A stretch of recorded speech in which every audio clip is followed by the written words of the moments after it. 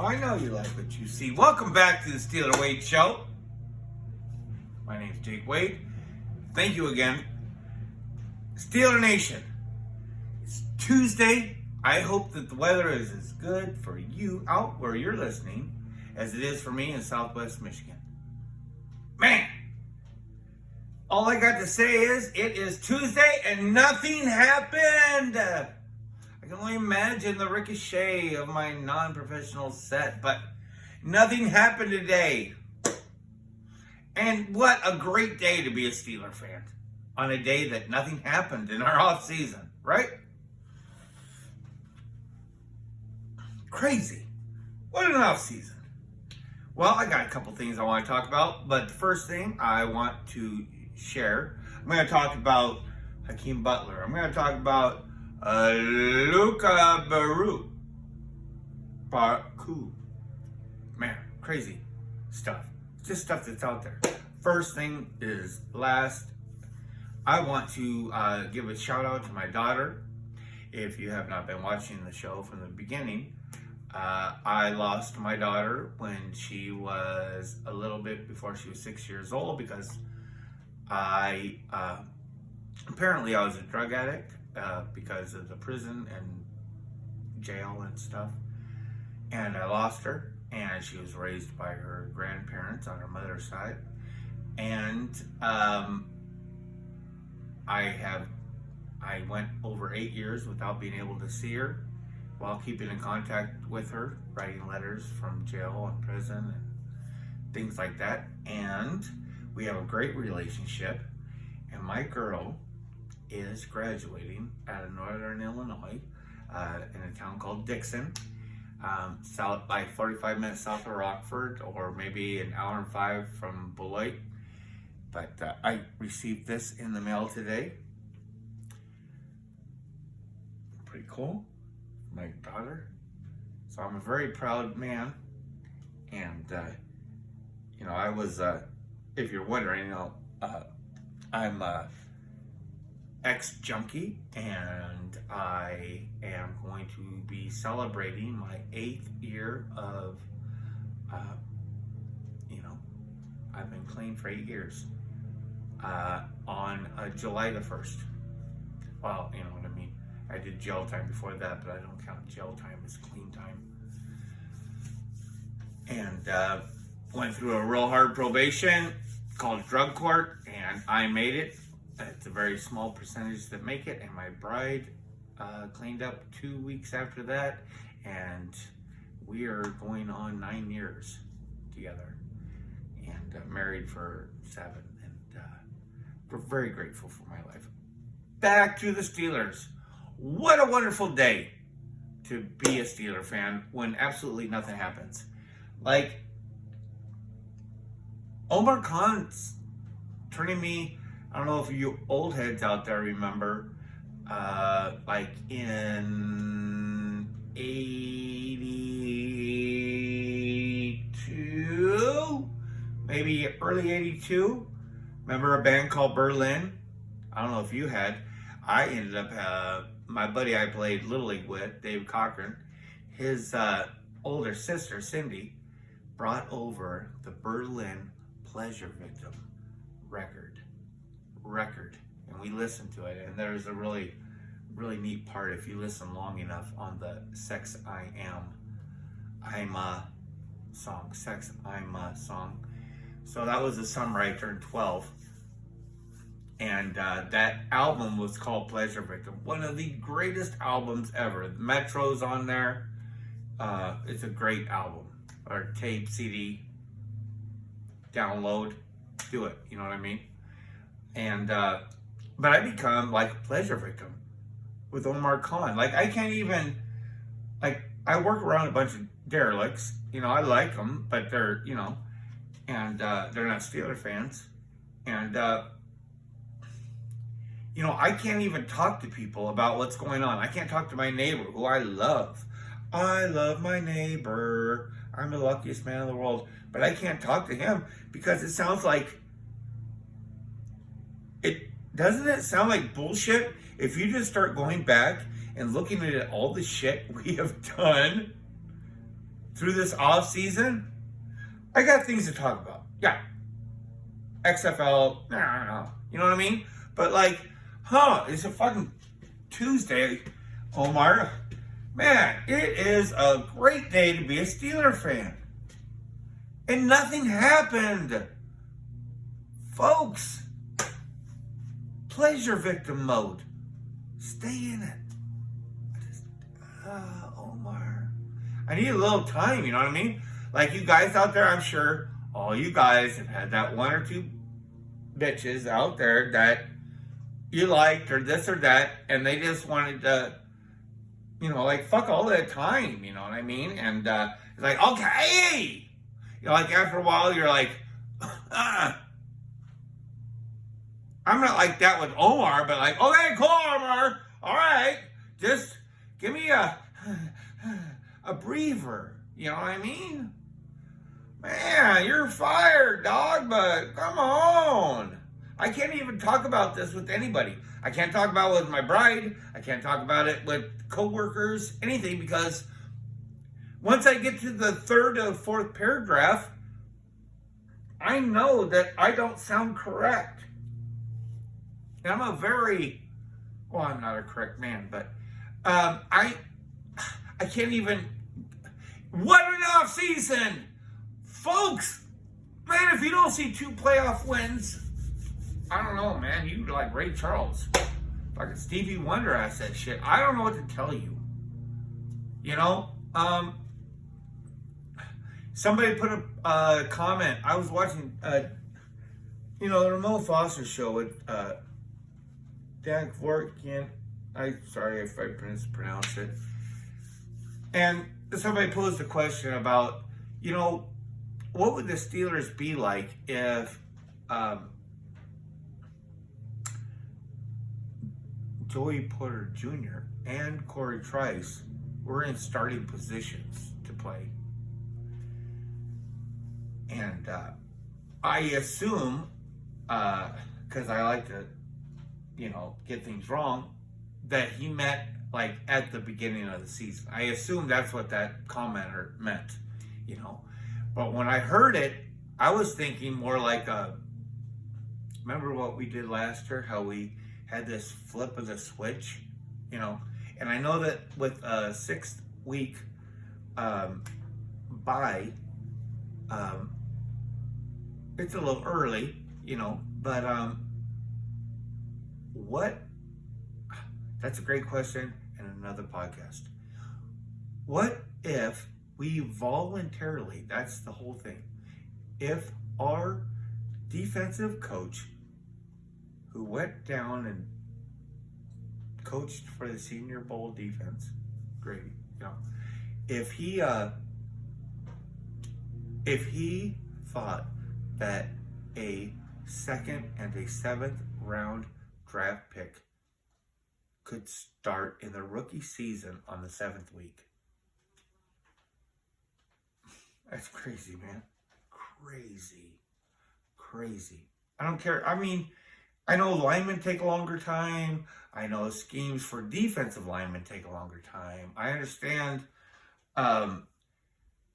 strong safeties could take a longer time. I don't know. You know what I mean? Like, free safeties take a longer time. I'm talking like rookie sense, like you have a center fielder already. If you're being, you have to be a hot shot safety to be able to start free safety in the NFL. I don't even know if that's possible. Please comment and tell me if you know of examples. I like to look at their tape in the rookie year, because that's a lot. You know what I mean? But what an off season, and today, nothing happened. Yesterday was, got these fucking neighbors, and they don't know what a fucking muffler is, dude.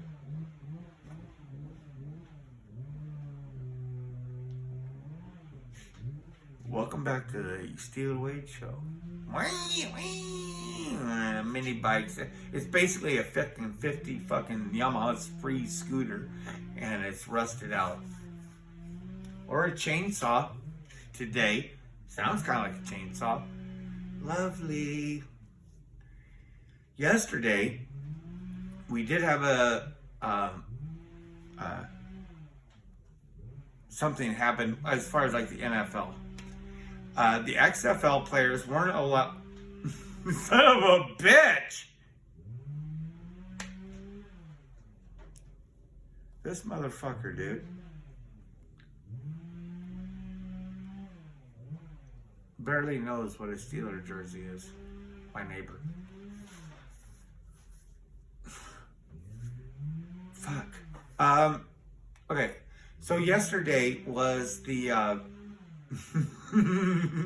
yesterday was the first day, the 15th of May, eligibility for the XFL players to sign on to an XFL team. I'm going to go through this really quick because this guy sounds like he is on a good one. One of the names that didn't pop up that I think some Steeler fans were thinking about was Hakeem Butler. Like, whoo, he can catch some balls. I think he was like a 4th round draft pick a few years ago. And like the thing with that XFL, like I've talked before, is that they have to show off. You know what I mean? They are supposedly in front of less quality opponents. They should shine. Hakeem Butler has shined, and somebody talked about him as if he was already part of the receiving house.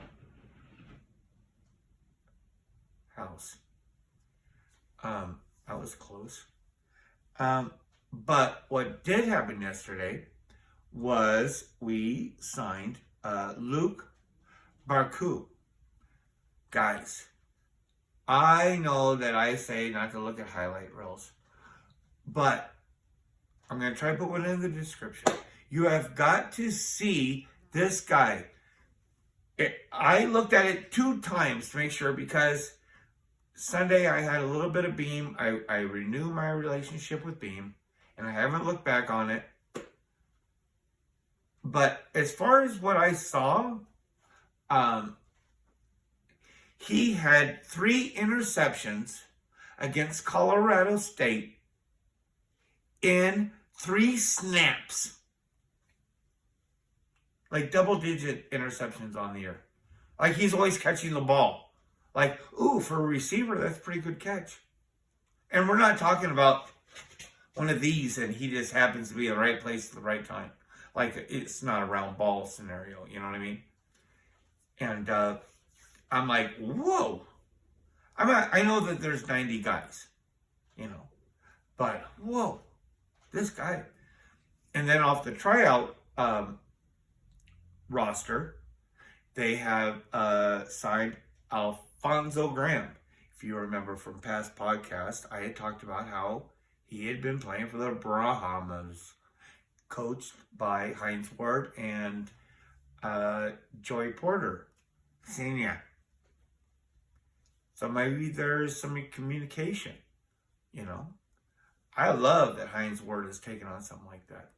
You know, this is another podcast. I started thinking about this one, you know, like they're talking about this organism that is the USFL and the XFL. That it is like a, I don't want to say showcase, somewhere in between showcase and breeding ground for the NFL, you know. And I had this thought because, I mean, the stuff that I see our scouting department picking, like the men that they picked from the undrafted free agents, and then these guys on this tryout stuff, like, there's this old punk band, like, gimme, me first and then me first. You know, like, I want all these players. Like, they all have a great story. They all have something that's just like, and I'm like, oh, this is another podcast. Oh, man, you know what I mean? If I was the Steelers, I would be, I know there's certain restrictions, but you're making bank. All you motherfuckers are making bank. And I know the Steelers are watching this, so the organization is a big cheese, is a ruling. I know, I got you. You know, I get it. You know, you're watching. So I'm going to give you a recommendation. Do some type of a small league. Figure out some way to legally be able to develop more players. I don't know if that means making another little league of Northeastern United States. Talking out of my ass right now. I'm just saying that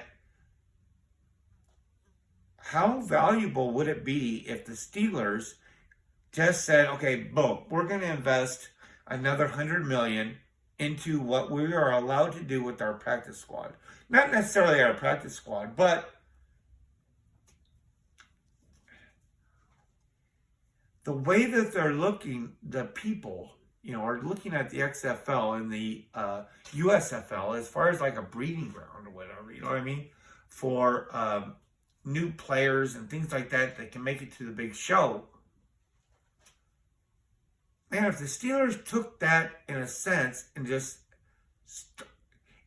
okay, I'm happy with a small coaching staff running the Pittsburgh Steelers.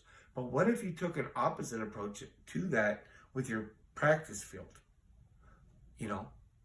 And just started hiring up-and-coming guys for $55,000 a year. Hire 4 up-and-coming guys. You know what I mean? That totally Steeler style, $60,000. I don't know what it costs to live in the city. 70, I don't know. It doesn't matter. Hire 6 of them. 6 guys at $75,000 a year. What is that? $450? I mean, whatever, increase the size of your practice squad, guys, and just have these motherfuckers ready. Not some guys that we don't know anything about, Dawson, guys that we don't even know are us as fans. Like with the Pittsburgh Pirates, I'm not as good of a Pirate fan as I am a Steeler fan, but like Pirate fans, they know what's going on with. They're waiting for this new catcher, to come up and play for the Pirates. They know the farm league. They know what's going on down the road in Indianapolis with the Indians. Okay? They got this farm team. Man, if the Steelers could look at their, and I'm sure they do, I ain't brilliant, but if they could look at their practice squad like a tryout, like an XFL, and I know there's a limited amount of people, but have more personnel. There's no cap space on personnel. You can spend as much money as they want. They're making bank. Spend it. Figure it out. The one thing about, I'll go back to Graham. He rushed 250 times, 1,656 yards. That's over 5 yards. All I ask for a running back is to give me 4 yards every single time. If you give me 4 yards every single time, I'm cool. I'm good. You will not hear me complain about a 4-yard run. There's a lot. Oh, and that's another thing. I came across this really rad-ass podcast from Matt Williamson about an alternative view to the value of Warren. Man, I wish I could remember the site. Something 358 spelled out, something like that. I'm just telling you, we have something great with Warren, but like this guy, Graham. Oh, okay, let's get stupid here. Let's put the trees out on the end. We'll put Robinson on one end. We'll put Perkins on the other end. We'll put Austin, Graham, and Bird on the inside. Yeah, covered. There's so many dumbass things. I hope we are all just loving Canada, because there's dumb motherfuckers like me can look at it and go like, wow, there's only so many cornerbacks and safeties that are tall enough to cover these guys. There's only so many linebackers and defensive backs that are fast enough to cover these little guys. There's only so many double teams that defensive line can do on an offensive line. Is that stupid or what? That's bass backwards. We are going to confuse other teams this year. So I can't bet on the Steelers, but if I was you, I would bet on the Steelers. That's not what do they call that? It's a good word. I'll remember it on the next podcast. Shamelessly something. Well, I'm just shamelessly, like, give me one of those betting online sponsorships. Folks, thank you so much for staying here on this perfectly boring Tuesday afternoon. And if you like what you hear, please press like. And if you want to hear some more, please press subscribe. Have a great week, Steeler fans. We'll get Alexander in the morning. He was visiting the other day. We'll get Alexander tomorrow, and our depth chart will be. Can you believe we're even complaining after anything? We're like, well, we need to look at inside linebacker and slot corner. I'm like, okay, whatever, dude. Folks, have a great week. Thank you. Steeler Wade Show appreciates any comments. All comments. Little shout out to a lady named Erica. I assume she's a lady. Said a little something about merchandise. And someday it will become a reality. Thanks, folks. Wow, dude.